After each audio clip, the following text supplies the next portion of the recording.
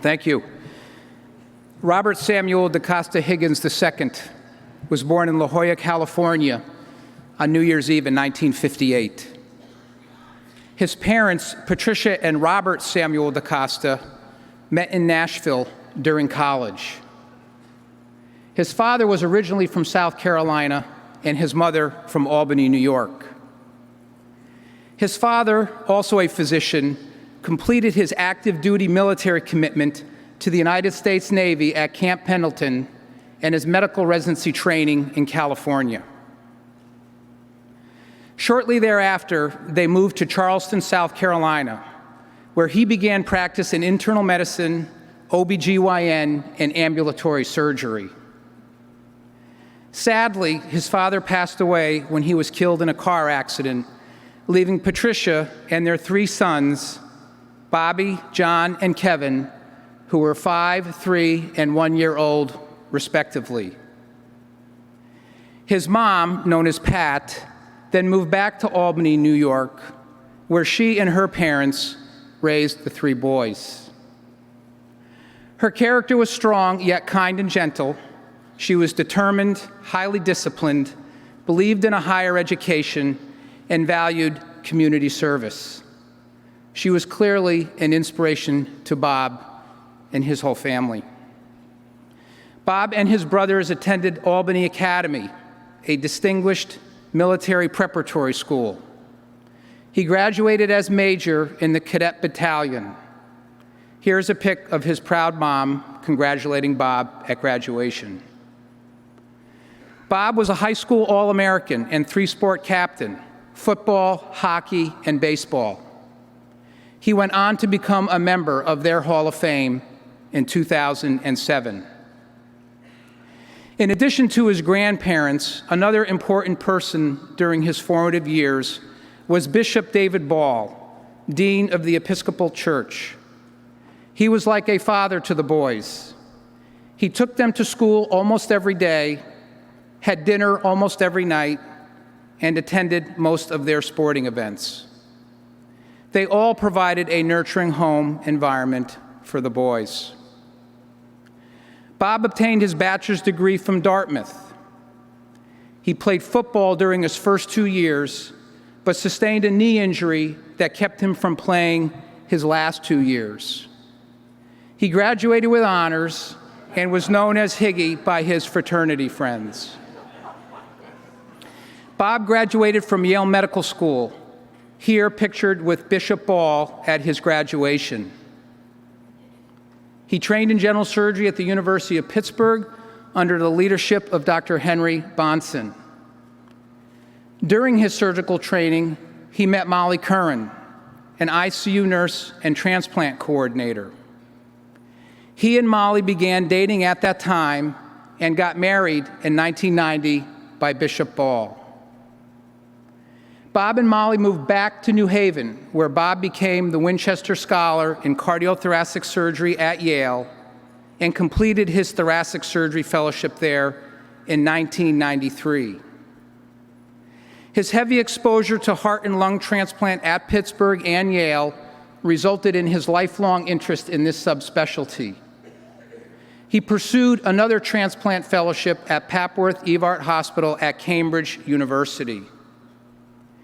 He had many high points in his first job at the Henry Ford Hospital in Detroit, where he led their heart transplant program and started the first Medicare-approved lung transplant program there, and worked with congenital heart surgeon Hal Walters at the Children's Hospital of Michigan to start a pediatric heart transplant program. Amazing accomplishments in his first job. In 1999, he was recruited to the Medical College of Virginia to become the Thoracic Surgery Residency Program Director and Division Head of Cardiothoracic Surgery. While at MCV, he obtained a Master's in Health Administration, a degree that he believed effective leadership in the physician world also required in administration and finance. He became a valued physician leader at UNOS, which was headquartered in Richmond, and he subsequently became president of UNOS. He was instrumental in changing the organ allocation policy so that sicker patients had higher priority for donor allocation.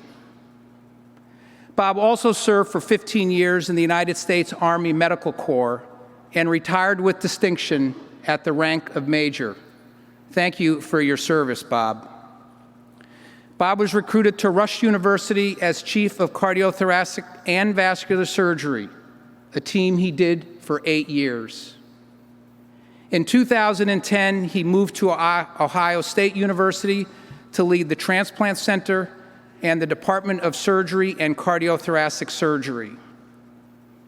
His current role is the William Stewart Halstead Professor and Surgeon-in-Chief of the Department of Surgery at the prestigious Johns Hopkins Hospital. Proponent of diversity and inclusion in medicine, I have come to admire your aptitude to identify talent and incorporate diversity at all levels: African American, other minorities, and women. You've been a strong supporter and have inspired many women to consider a career in surgery, and you've helped advance the career of many women already in our specialty. Your dedication to community activities is also inspiring. Here, pictured with the Merit Scholars, teens interested in a career in medicine. Many of them may be taking care of us someday. And not surprisingly, you were the recipient of the Distinguished Citizen Award, an award I'm certain your mom in particular was proud of. Bob and I became good friends when we overlapped with our terms at the American Board of Thoracic Surgery. He is genuinely interested in education and training. He has the best interest of the resident in mind and is always fair with question writing and oral examinations. Beyond his passion for football, he's an avid golfer and even scored a hole-in-one at one of our golf tournaments. However, the real hole-in-one in Bob's life is his beautiful family, his most cherished accomplishment. Bob and Molly have been married for 30 years and have 3 children. John, a graduate of Dartmouth and now a medical student at Ohio State. Grace, a graduate of Vanderbilt and a marketing specialist in Washington, D.C. And Grant, an undergraduate student at the University of Michigan studying political science and pre-law. Here's to your beautiful family, Molly and Bob.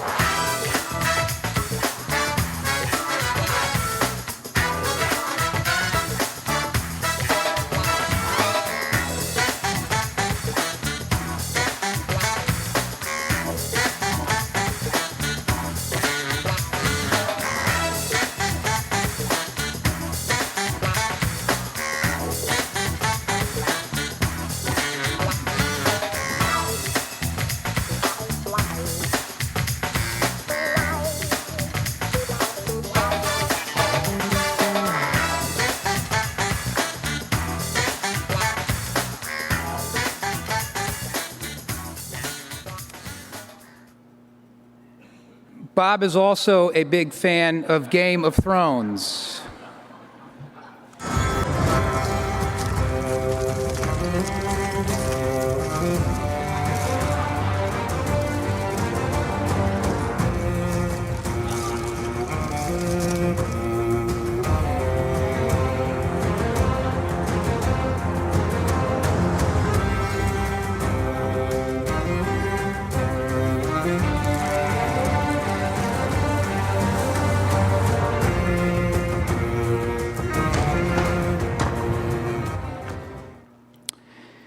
Bob, you've achieved excellence in many professional and community venues, and your many accomplishments are earned and well-deserved.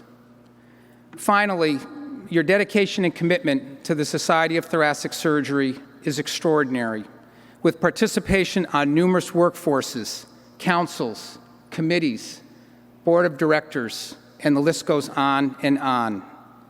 You've given everything to this specialty and more, and your passion and devotion to the Society of Thoracic Surgery has been awe-inspiring and exemplary. I've learned a tremendous amount working side by side with you during your presidency. Thank you for the advice and guidance along the way, and Ann and I truly value our friendship with you and Molly. Ladies and gentlemen, our President, Dr. Higgins.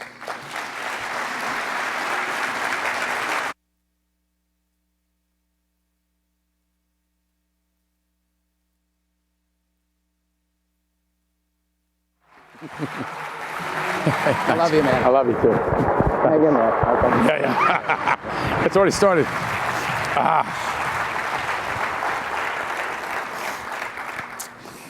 Wow.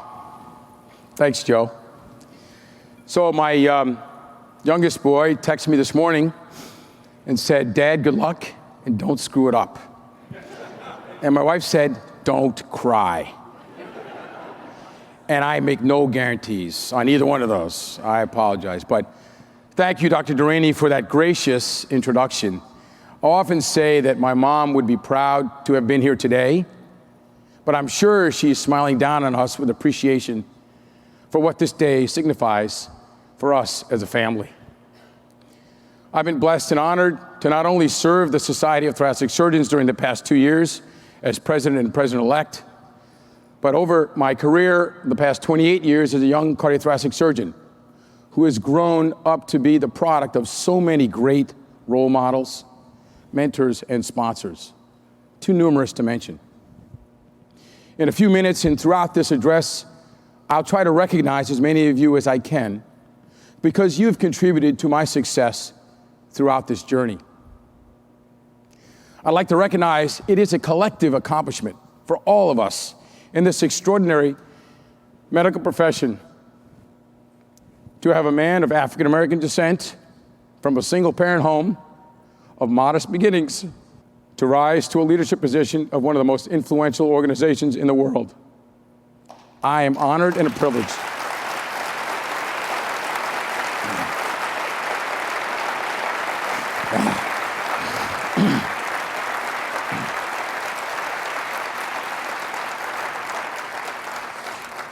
I'm proud as well to welcome us back as an extraordinary opportunity.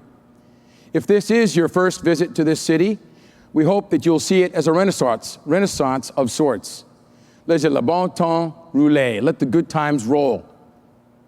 My goal today is to recognize and appreciate the many challenges, opportunities, gifts, and blessings we share as an organization and as a profession. I hope that by honoring our past, recognizing our challenges, and inspiring the next generation, we will create a sustainable future. If you hear nothing else of what is said, please understand that, in my opinion, there is no time like the present to address the future of the Society of Thoracic Surgeons and cardiothoracic surgeon. With effective collaborative leadership and training, we can continue the life-saving work that has saved millions of lives since the first open heart surgeries were conceived and performed just over 75 years ago. I do want to take a moment to recognize my colleagues in the STS volunteer leadership and professional staff who have so generously given of their time and energy over the past several years. In particular, I want to recognize Drs. Prager, Nonheim, Mack, Fullerton, Bavaria, Pagano, Grandin, Savick, and of course, your President-elect, Joe Durrani. Also, a special thanks to Rob Winbrand, Bill Seward, Graham Rush, Michelle, and Donna McDonald, and our new CEO and Executive Director, Elaine Weiss. Elaine, in particular, deserves special recognition for jumping in with both feet during the past year. Few executives, in my experience, could do what she has done in a professional association in unfamiliar waters, with such expertise and calm leadership presence. Our organization is in great hands with you at the helm. Congratulations.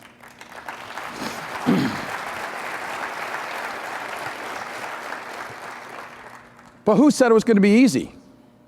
In these crazy times, particularly in healthcare, our profession has and will continue to be challenged by an extraordinary number of issues: optimizing our database, concerns about public reporting, changing training paradigms, threatened reductions in Medicare reimbursement, conflicting interpretations of scientific findings, star ratings, how the media interprets them, the on and on and on over the last 18 months, the challenges we faced. Yet, we are not the first professional entity or workforce to be challenged by existential crises. Right, Joe?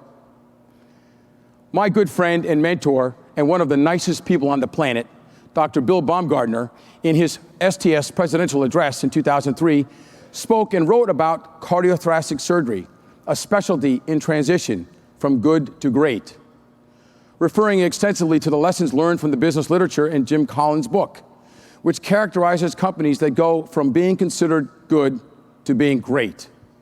In his time, escalating malpractice costs, student debt, resident work hours, increasing attitudes of disencouragement of our members were the issues of the day. Bill's message in his address and his mentorship teachings over the past several years has been level 5 leadership, and a blend of humility and professional will carry the day. So in the face of the gathering storm over the past year or two, Joe and I both have referred to lessons learned by other great leaders like Winston Churchill.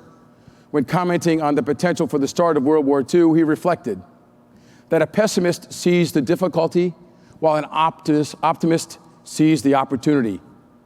Such is the message that resonates with us now, in an attempt to provide positive leadership through the eye of this modern day storm.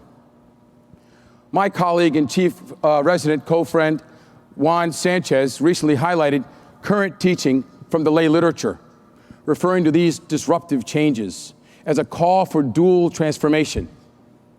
This highlights the need to not only tap into our current organizational strengths, think about the database, to maximize its resilience, but also to create a new growth engine, such as machine learning or augmented intelligence to improve risk-adjusted outcomes and outcomes reporting. This dual transformation was and continues to be the leadership challenge of our year. These technologies allow the system to learn, identify, and make patterns of distinction on human endeavors without minimal human engagement. But physicians will have to figure out how to use these issues and these programs to help patients advance the technologies. And as with any other technology that's transformative, it's more important to remember that life is not about waiting for the storm to pass. It's about learning how to dance in the rain. Such is the challenge we face. As we think about transformative events, this year is also the 75th anniversary of remarkable events which started in the early 1940s. With the birth of cardiac surgery and the evolution of our specialty, which was promoted when Dr. Alfred Blalock was appointed as chief of cardiac surgery at Johns Hopkins, and along with Helen Taussig, they began their extraordinary collaboration to care for children with life-threatening congenital heart defects, the blue baby syndrome, characterized by diminished blood flow to the lungs. Against the backdrop of Jim Crow segregation, Dr. Blalock enlisted the assistance of Vivian Thomas, a black carpenter's apprentice, to develop techniques in the laboratory, which were ultimately responsible for treating and saving hundreds, maybe thousands of babies. Although he never went to medical school, Vivian Thomas continued to teach dozens of surgical residents like Longmire, Bonson, and Cooley to perform these life-saving surgeries. This helped to launch the Blalock Taussig Thomas Congenital Heart Center in 1944, and the first blue baby procedures and a new generation of surgical therapeutics was found. 30 years later, Vivian Thomas was recognized for his pioneering work and was appointed in the School of Medicine as an instructor emeritus in surgery. But it was the Thomas's collaborative efforts with the visionary Dr. Blalock that unlocked the future of cardiovascular surgery. Yesterday, we were proud to celebrate the inaugural Vivian Thomas Lecture And for those of you who were in attendance, it was truly remarkable. We recognize these efforts with pride and respect for what can be accomplished in even the most challenging of times with visionary leadership. Since its founding in 1964, the Society of Thoracic Surgeons has been a membership organization representing cardiothoracic surgeons, researchers, and other healthcare professionals who are part of a multidisciplinary team. While the founding leadership represented the predominant male demographics of our specialty at that time, as the first person of color to receive this great honor to serve our membership, I am proud to do so. I am proud to reinforce our commitment to ensuring the best possible outcomes for patients having surgeries of the heart, lung, and esophagus. To be part of an organization that counts among its core values diversity and inclusion, in addition to quality, innovation, professionalism, and teamwork, it really is an honor. We are an organization that welcomes all races, genders, religions, and ethnic backgrounds from far and worldwide. Please make no mistake that this honor has been and should be based on performance. I am proud to underscore that leadership in our organization is about excellence. This is a meritocracy. One of my role models and mentors, Dr. LaSalle Lafall, the first African-American to serve as president of the American College of Surgeons and also of the American Cancer Society, quoted Charles Drew recently saying, "Excellence of performance will transcend artificial barriers created by man." If my presence in this role affirms someone in the audience's sense of belonging and contribution, I think it's a fantastic opportunity. This role and leadership acknowledgement must be about merit, impact, effect, and performance. And I am profoundly appreciative for the opportunity to lead the Society of Thoracic Surgeons.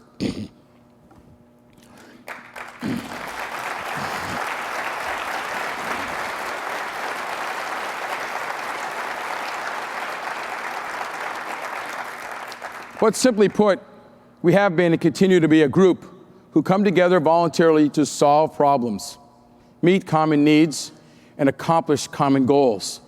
I want to thank our board of directors for their tireless efforts this past year. As a membership organization, we serve our entire specialty to enhance the ability of cardiothoracic surgeons to provide the highest quality of care through education, research, and professional advocacy. With over 7,500 members in 99 countries, we are a membership organization that has impact. So too has been the impact of coronary revascularization and the development of cardiovascular disease management. To prolong life expectancy, this has been, again, once transformative. With contributions by Gibbon and Lillihei and their innovative efforts in the evolution of cardiopulmonary bypass and evolving technical enhancements, the field of coronary, structural, and congenital heart surgery has evolved as a modern miracle of our time. Yet, with the release of hospital mortality rates in the lay press in 1986, it became apparent that not all coronary patients were the same, provoking consideration of methods to assess risk of poor outcomes and ways to level the playing field on performance metrics being reported by regulators and the lay press. Through the efforts of the STS ad hoc committees evaluating risk factors for coronary surgery, risk adjustment concepts were emphasized and a new understanding was born. Performance metrics were to be risk adjusted. And in 1989, the STS National Database and Quality Program was established. Throughout its 30-year history, based upon data derived from 8 million patient records, it has evolved to support the needs of our patients, as well as multiple stakeholders, hospitals, local, state, federal, government agencies, payers, regulators, and the public. It has and continues to be widely recognized as the standard bearer in the clinical registry universe, with over 90% of the programs participating in cardiac surgery in the United States, and many others participating worldwide. In his presidential address in 2001, Dr. Mark Oringer asked a question that resonates with us today. Referring to the STS database activities, he asked the membership, "What's in it for me?" He highlighted that during negotiations with the RUC, the Relative Value Unit Committee, in which the STS made the case to increase reimbursement for pulmonary and esophageal resections, in the absence of the national STS database, the case would have been lost. He further emphasized that what we had achieved together was for the good of the specialty. With greater unity and participation, we would succeed then, and we will succeed now. During the past year, I've been waving the flag of the STS around the country and around the world, and have been impressed by many examples of Dr. Oringer's wisdom and his advice. In particular, I want to underscore the extraordinary work of the Michigan Society of Thoracic and Cardiovascular Surgeons as part of their quality collaborative led by Dr. Richard Prager and his visionary colleagues in that state. This quality collaborative, in partnership with Blue Cross and Blue Shield of Michigan, have enlisted all 33 programs in the state of Michigan to actively participate in the Society's quality initiatives. Regular peer review and participation in the STS database and quality initiatives like the Michigan Collaborative makes a difference and can save lives. Our 4 databases can and will strive to provide patients and practitioners alike with real-time feedback. We are proud that these quality improvement and patient safety efforts have been recognized by national patient safety experts, like the National Quality Forum, as the John Eisenberg Patient Safety and Quality Award recipient at the national level. This is an extraordinary acknowledgement of our impact. But we cannot and we will not rest on our laurels in 2020. Among our most compelling challenges will take us back to Dr. Oringer's future. The Centers for Medicare and Medicaid Services have proposed to cut reimbursement for cardiothoracic surgical procedures by up to 8% for 2021. In my opinion, one of the most effective ways to fight this blatantly disrespectful and short-sighted effort is to emphasize the life-saving work that our multidisciplinary teams in cardiac, in thoracic, and congenital heart surgery provide, and how these efforts will not only cause harm to patients, but also negatively impact the future appeal and success of our cardiothoracic workforce.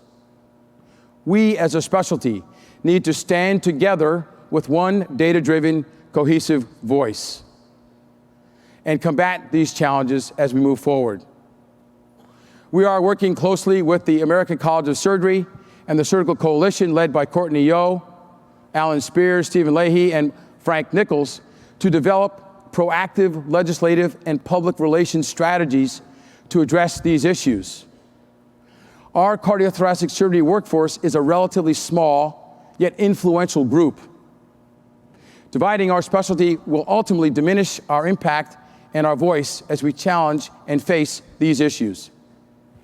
We have increased our participation giving to the PAC as one mechanism to have influence in Washington, but we need to do more to keep a place at the table in these discussions.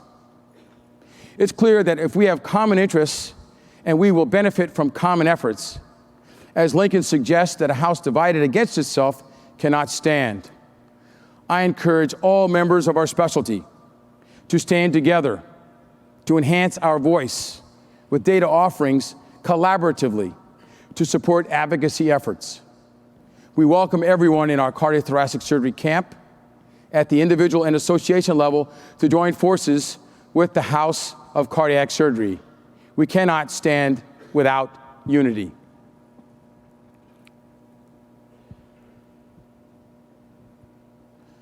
The TVT Registry collaboration with our cardiology colleagues at the ACC is an example of how collaboration has paid extraordinary dividends.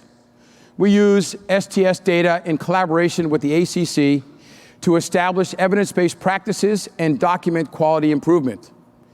Let us take a brief look at the world of aortic valve surgery.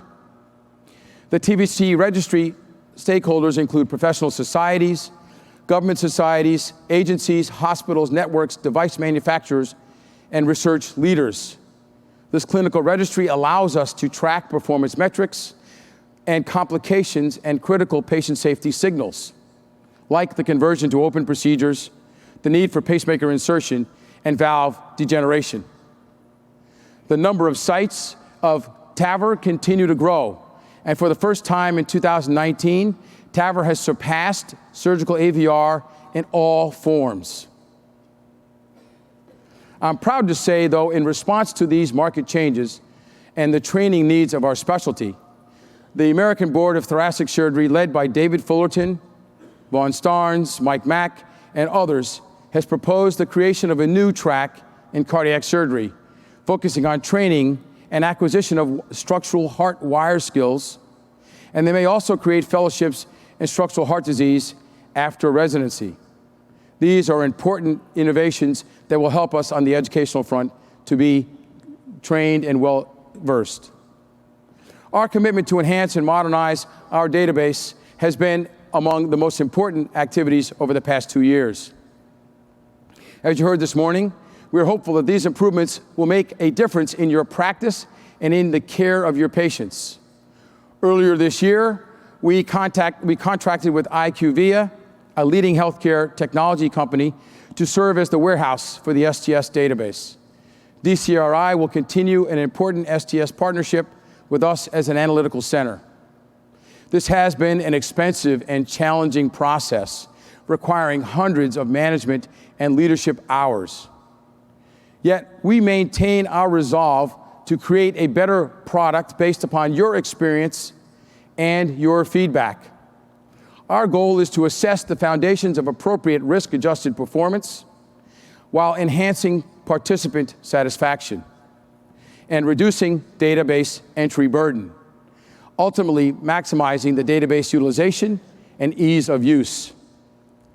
With a patient-centered focus, our goal is improvement, not measurement. And this phased-in approach, as you heard earlier today, over the next 6 months will require your active engagement and feedback. We hope that by emphasizing composite measures to improve outcomes in the most common cardiac and thoracic procedures, we note that the operative mortality of CABG has been reduced significantly from 3.5% to just over 2% since 1990. This ultimately has led to saving many lives. We are hopeful that with the addition of National Death Index longitudinal data from the Centers for Disease Control, in collaboration with Northwestern University, in the next 6 months, we will have not only socioeconomic data, but mortality data beyond 30 days. This will be an extraordinary adjunct to our database. But as our elderly population continues to grow in the next 3 decades, unfortunately, not all of our aging cardiovascular population has had the same improvement in outcomes. In spite of general improvements, women continue to experience higher mortality rates after coronary artery bypass surgery. And in a retrospective analysis of the STS adult cardiac surgery database, in CABG patients between 2011 and 2018, in over 1 million patients, female and Black patients had higher rates of hypertension, stroke, chronic lung disease, end-stage renal disease, and chronic heart failure. Heart and lung disease are among the leading causes of death in the Western world, and they decrease life expectancy between Black and white patients significantly. This has an extraordinary impact on many in our communities. African American men and women have a disproportionate reduction in life expectancy in the United States. Cardiothoracic surgical specialists can be instrumental in addressing these lethal conditions. Looking at this heat map for mortality rates for ischemic heart disease highlights significant geographic hotspots, where even though the overall mortality rate has dropped, there are still deficiencies. The incidence of diabetes, acute and fatal heart attack, and acute decompensation of heart failure are all disproportionately elevated in Black men and women. And it should be no surprise then that these disparities not only are associated with race, but also with socioeconomic factors at the health system and also at the patient and provider level, arising from the clinical encounter.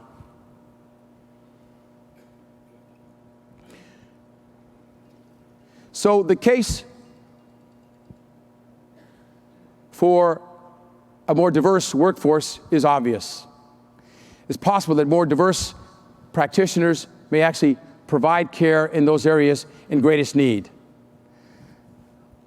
think we need to move it along. Thank you. There are, in fact, many approaches to managing these problems, and disparities in healthcare include dedicated research, public policy initiatives, improved access to healthcare, and broader cultural competency. But I'll make the case again that a more diverse workforce, as we heard yesterday, will improve the care of women and people of color, ultimately to save lives.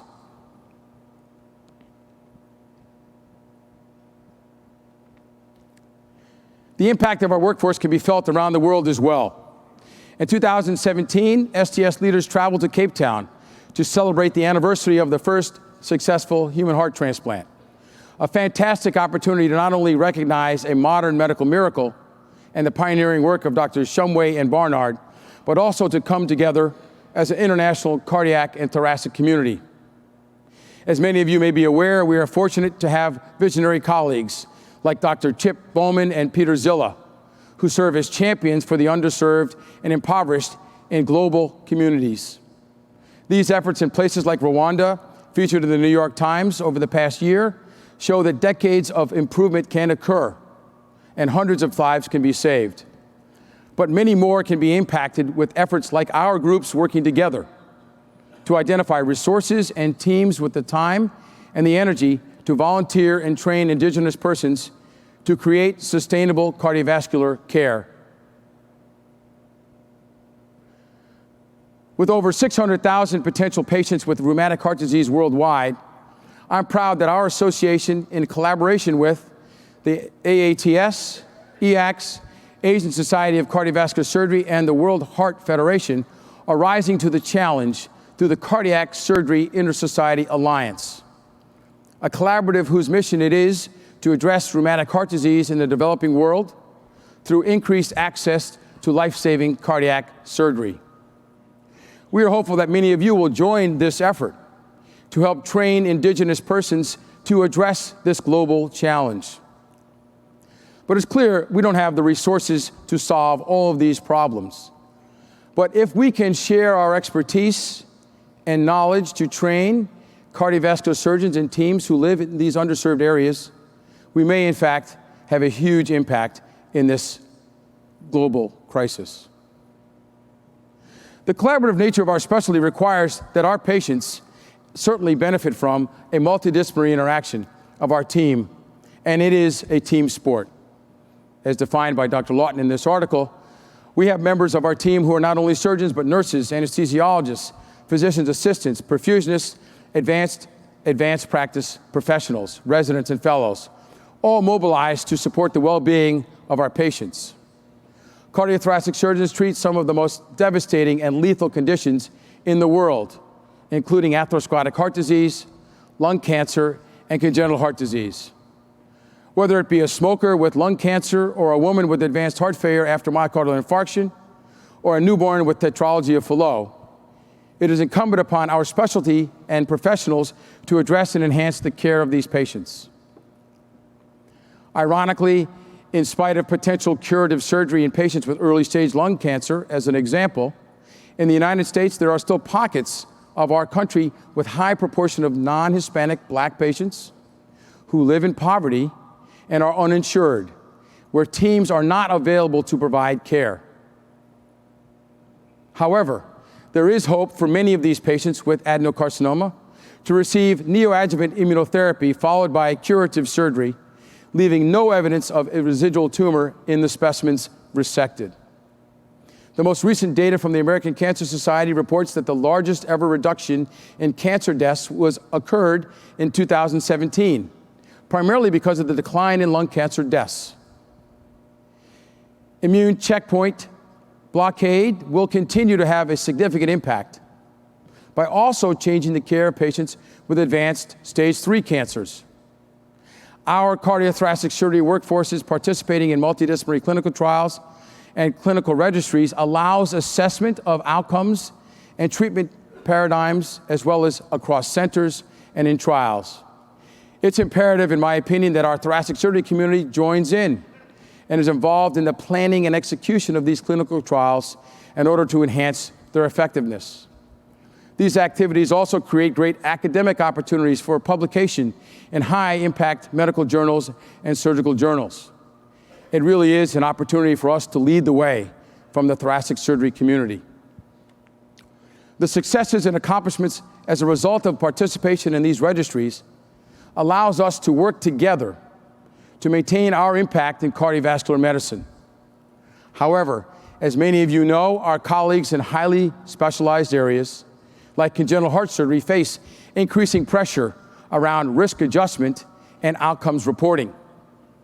Early in my career, I had the opportunity to take care of patients with the most complicated congenital defects, like this child with hypoplastic left heart syndrome, who was status post multiple complicated and palliative surgical procedures, ultimately requiring high-risk reoperative surgery and eventually orthotopic heart transplantation. We value and respect the life-saving skills, impact, and efforts of these congenital heart teams to provide extraordinary care. The STS endeavors to report accurate, timely, understandable, risk-adjusted outcomes that reflect the extraordinary work of our congenital and pediatric surgical teams. We also understand that comprehensive risk assessment is extremely challenging, given the complexity of the associated medical and genetic variables influencing congenital surgical procedures. The fundamental goal of risk adjustment is to compare a provider's results for their specific patients with results that would expect and/or be referenced to a benchmark. We believe that it's inappropriate to rank surgeons or institutions or heart programs using STS database outcomes. However, we cannot determine how other entities like the lay press use STS data.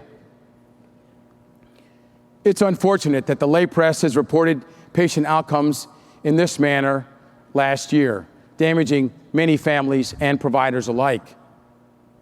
I am optimistic, however, that under the direction of our incoming president, Dr. Durrani, a world-class pediatric and congenital heart surgeon and president of the Congenital Heart Society, that we have a champion for fairness and transparency in this field. We've also appointed an ad hoc task force of congenital heart surgeons of note to advise the STS on these matters. We've implemented a number of changes on our website, including improvements in the introductory text on congenital reporting, enhancing reporting of volumes and observed versus expected outcomes, and removing the star graphics, favoring the reporting of 10 benchmark congenital procedures with institutional volumes and stat category outcomes. We are encouraged by the response of the congenital community to these initiatives, and we want to let you know that we hear you and continue to value your input. We've also been excited to take the wise counsel of congenital colleagues, like in the state of Pennsylvania, where they have adapted their public reporting efforts to improve patient and patient-family-friendly websites based upon parents' preferences. We look forward to the ongoing collaborations with our congenital colleagues through interactions like the Action Learning Network, a collaborative group of committed clinicians, researchers, and parents with the goal of improving outcomes for children with heart failure by sharing data transparently, improving education, and enhancing best practices. We hope to enhance our patient websites in the English and in Spanish to improve our overall information for our patients and families. Even though my father passed away when I was young, my brothers and I were fortunate to have an extraordinary family network led by my mother, maternal grandparents, and extended family who served as role models, mentors, and sponsors. They created a nurturing environment to help guide us when 3 young men to avoid obvious pitfalls, which plague many other young men without a safe home, structure, discipline, or guidance. Throughout my career, I've benefited from this mentorship with so many of you in the room providing guidance. In retrospect, I've tried to examine what are some of the key success factors during this journey so that I might have a greater appreciation as a leader, and maybe I can pass some of these lessons on to my family, to my mentees, and to my colleagues. Angela Duckworth has been recognized as a pioneering psychologist and the recipient of the MacArthur Genius Award. She has written that the secret to outstanding achievement is not talent, but a special blend of passion and persistence she calls grit. I suspect that most of you in this room know exactly what she means. But by whatever name you use, I imagine that it was evident in my mother's life, and she instilled that in us to succeed. These lessons were reinforced in my formative years at the University of Pittsburgh by people like Henry Bonson, Tom Starzl, Bart Griffith, Joe Ladowski, Mike Albrink. Throughout these challenging times of training, great mentorship really made a difference. To have a trusted counselor allows most of us to recognize our strengths and weaknesses and to rise above the most challenging of circumstances. One might ask what the difference is between these unique roles as teacher, role model, mentor, and sponsor. I make the case that it's about a personal commitment, and between the mentor and the mentee is an extraordinary asset. These concepts have been further advanced in the lay literature to differentiate mentorship and sponsorship. And as we heard yesterday, while mentors take an interest in the protege, sponsors invest in your career to help you develop as a leader. They expect a great deal in return, primarily stellar performance and loyalty. Once again, I have benefited from extraordinary sponsorship from leaders in our field like Baumgardner, Britt, Crawford, Oringer, Mack, Fullerton, Montgomery Rice, and Irv Krohn. These folks have been instrumental in my success, and I am deeply appreciative of your support. This is not uniquely the province of male sponsors. Yet, until we enhance the role of underrepresented minorities and women as sponsors, we will not be fully inclusive of those who have historically been left out. In order to be effective in this role, the sponsor must have enough leverage in an organization to make things happen. So for those of you who aspire to be in the game, this leadership game, to follow a career path in leadership of academic enterprises, great professional organizations like the Society of Thoracic Surgeons, I encourage that you should be a student of leadership to prepare for this journey. It is often challenging, and this past year has reinforced my appreciation and resolve. It is not for the faint of heart. My approach to this role over the years has been to prioritize the needs and interests of our specialty, and in particular the Society of Thoracic Surgeons, as a servant leader, ultimately hoping to create a positive and supportive work environment. These positive relationships have enhanced not only my emotional intelligence, but also through interactions with many of you in the audience, but also to help create a positive impact on key performance metrics. However, there are and will always be times when people have a difference of opinion, and you must enable a diversity of thought to percolate up rather than always run down. For me, this was much harder than it appeared. As we learned during the past year, the role of effective leaders is to orient the view towards opportunity, not crisis, understanding that there are things that really matter and only a few that you can control. So focusing on those that intersect between these two apparently immovable forces is the way forward. Our surgical workforce is quickly changing from a traditional male-dominated baby boomer cardiovascular pioneers to a Generation X and millennials who have differences in the terms of expectations and work. These will require our specialty to be flexible and adapt. As my son Jon recently said in his wisdom as a fourth-year medical student, "Dad, you need to either adapt or die."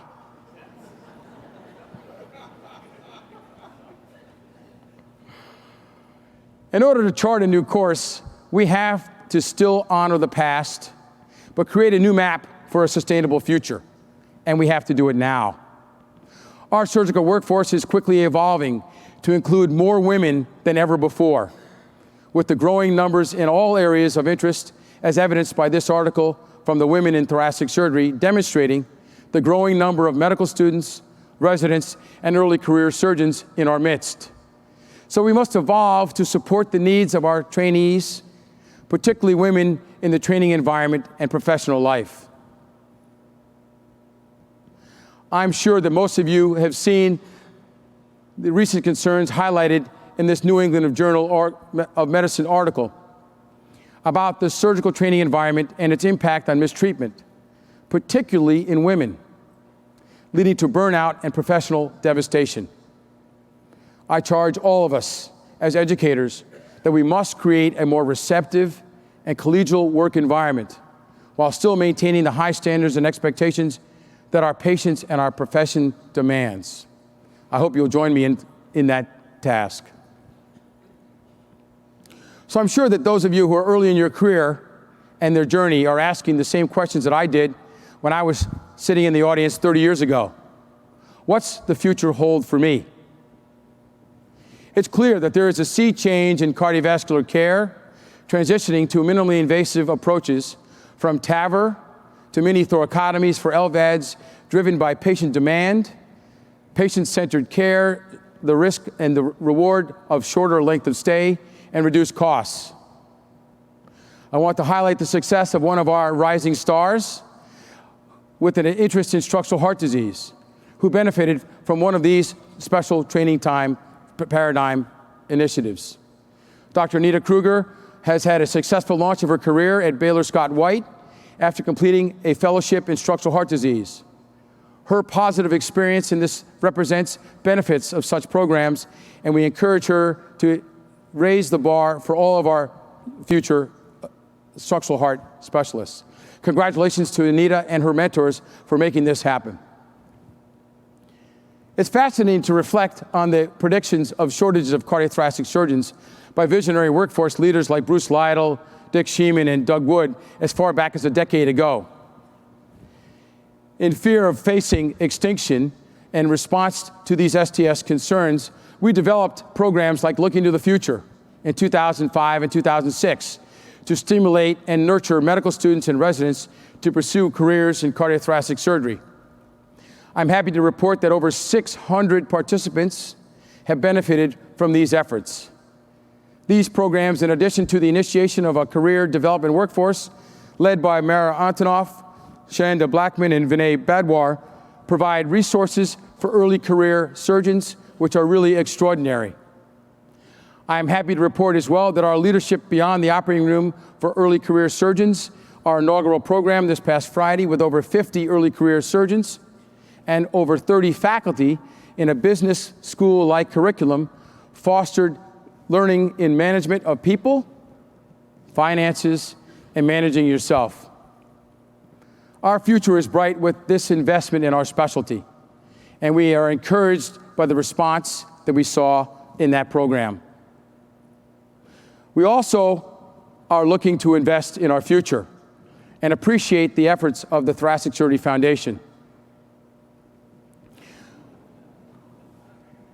Primarily because of the efforts to support research awards and fellowships, the TSF was able to fund over $1 million in awards and research grants last year. Really an extraordinary show of our support for the next generation. So thank you for your contributions. Our STS universe is complicated, an intricate web of multiple collaborators and stakeholders, including over 50 organizations, with diverse visions and interests. It's clear that in order to maintain our leadership role among our allies, partners, and collaborators, Our specialty must, in my opinion, maintain an open and receptive stance to facilitate a better future and to sustain our relevance and place at the cardiovascular and thoracic table. The landscape in healthcare is changing quickly to focus on value-based care, with expectations for coordination of care across the continuum on quality and lower cost. Through continued joint advocacy with all of you who want to join these efforts, we can make a difference. If we identify a common ground and speak with a unified voice to maximize our leverage and to accomplish our common goals and interests, we can succeed. In 1861, Abraham Lincoln persuaded each of his former rivals in the 1860 presidential election to join him in his cabinet, and later oversaw the passage of the 13th Amendment, which abolished slavery. He was willing and able to move beyond past differences to pursue common goals. And I hope that under Dr. Durraini's stewardship, our leadership will be able to explore reconciliation and collaboration in our deliberations and efforts in the future. The way forward in Lincoln's time and now is clear. Through effective communication, defined by our common interests, by our colleagues rather than our differences, we can increase our leverage, our power, and our advocacy to influence change in Washington and protect the future of our specialty. We welcome our colleagues from around the world on this journey. We include our colleagues from the European Association for Cardiothoracic Surgery leadership. This past year, we engaged in an extraordinary collaboration with European partners to broaden our educational horizons to Europe and Latin America. A really extraordinary opportunity for us to continue to grow and to develop as a global organization. So as I close, I do want to thank you again for the privilege of serving as the STS president over the past year. I recently have had a chance to reflect about what really has been the most satisfying part of this journey, and found a valuable reference that I encourage you all to read on the pursuit of happiness in this year's JAMA Surgery. Our careers in cardiothoracic surgery are attracting those who use their intellect, their knowledge, and their technical skills to help patients and save lives. In spite of the complexities, challenges, and the risk of professional burnout, I believe that we have been most successful when we have a positive outlook on the daily challenges. So these authors have recommended a number of potential tools to promote a positive disposition in an effort to optimize the joy of surgery. It really is a state of mind and a no-brainer when it comes to thinking about what we need to do. If we are able to identify 3 things each day, look for humor in life, be intentional in our actions, be a leader, a teacher, and learn to cultivate compassion in our lives by staying involved in our communities and considering coaching as a means to an end, it's clear that we may have a better future. It's also obvious that these leadership roles have arrived and many people have been helpful. Extraordinary journeys often require assistance. This African proverb typifies the message that if you want to go far, you must go together. And so I say thanks to my colleagues at Hopkins and the administrative team, and my partners and colleagues who have been so supportive over the past year. And in particular, our administrative team, including Peggy, Elisa, Lisa, John, and our cardiovascular and thoracic group, as well as our administrative team and leadership at Johns Hopkins. I also want to congratulate and thank the STS staff, so capably led by Elaine, and Bill, Graham, Michelle, and Natalie, and Colleen, and the list goes on and on and on. They truly are extraordinary. As is true in most of our journeys and most of our lives, family is a foundation for personal and professional happiness. I'm so proud that my brother Kevin is here today. We stand on the shoulders of our family who sacrificed everything to give us a better life. I know that we all wish that my mother and my brother John could be here today, But Kevin, it's you and me, baby. And of course, to my 3 great kids, John, Grace, and Grant, we are so proud of you, and thank God you take after your mother. We know that the bar is high, and we have all the confidence in the world that you will continue to grow and succeed in whatever you do. And now the most difficult part of this talk.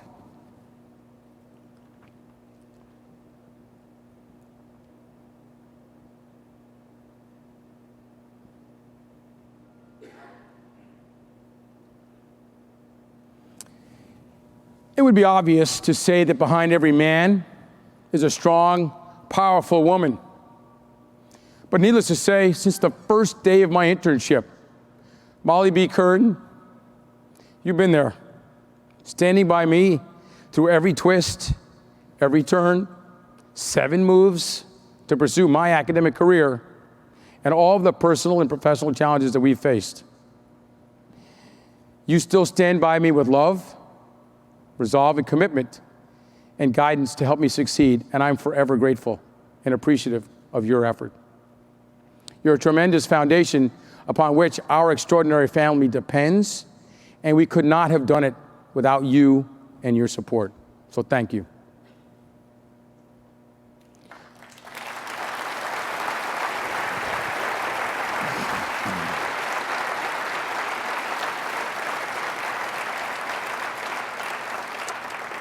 The future is promising for our specialty, in my opinion, but there is much work to be done.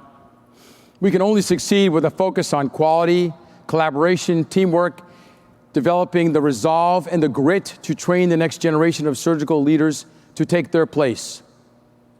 This will only be a successful journey if we treat each other with respect and civility as professionals and use our gifts to overcome overt and unconscious bias, and to share in the fellowship and the sponsorship of our colleagues, our friends, and our families. So I close with a poem from an unknown author that my wife gave me, and it's hung in our house ever since, called Gaining Through Losing. We ask God for strength that we might achieve.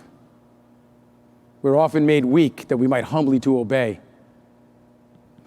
We ask for health that we might do greater things. We're given infirmity that we might do better things. We ask for riches that we might be happy. We've been given poverty that we might be wise. We ask for power that we might have the praise of men. And yet we are given weakness that we might feel the need of God.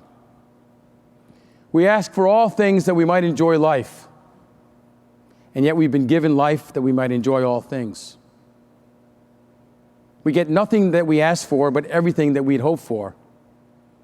Almost despite ourselves, our unspoken prayers have been answered. We are, among all men and women, most richly blessed, and I thank you for the opportunity of the floor. Thank you.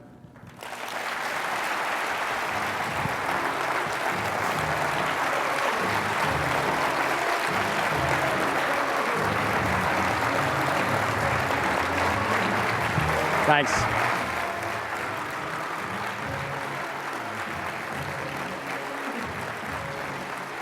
Thanks.